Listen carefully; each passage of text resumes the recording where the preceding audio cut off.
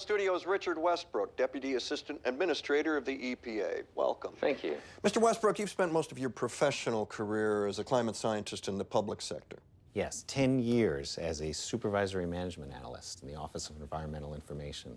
And before that, I was a program specialist in the EPA's Resource Management Division. And you have a PhD in climate science from Stanford. Yes, and another in chemistry with a master's in biology. Okay. Tell us about the findings in the report that was just released. The latest measurements taken at Mauna Loa in Hawaii indicate a CO2 level of 400 parts per million. Just so we know what we're talking about, if you were a doctor and we were the patient, what's your prognosis? 1,000 years, 2,000 years? A person has already been born who will die due to catastrophic failure of the planet. What did he just say? Okay, can you expand on that? Sure.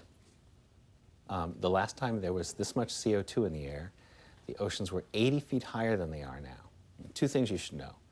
Half the world's population lives within 120 miles of an ocean. And the other? Humans can't breathe underwater. You're saying the situation's dire. Not exactly. Your house is burning to the ground, the situation's dire. Your house has already burned to the ground. The situation's over. So what can we do to reverse this? Oh, there's a lot we could do. Good. If it were 20 years ago or even 10 years ago, but now, no. Can you make an analogy that might help us understand? Sure. It's as if you're sitting in your car, in your garage, with the engine running and the door closed, and you've slipped into unconsciousness, and that's it. What if someone comes and opens the door? You're already dead. What if the person got there in time? You'd be saved. Okay. So now what's the CO2 equivalent of the getting there on time? Shutting off the car 20 years ago. You sound like you're saying it's hopeless. Yeah. Is that the administration's position or yours? There isn't a position on this any more than there's a position on the temperature at which water boils.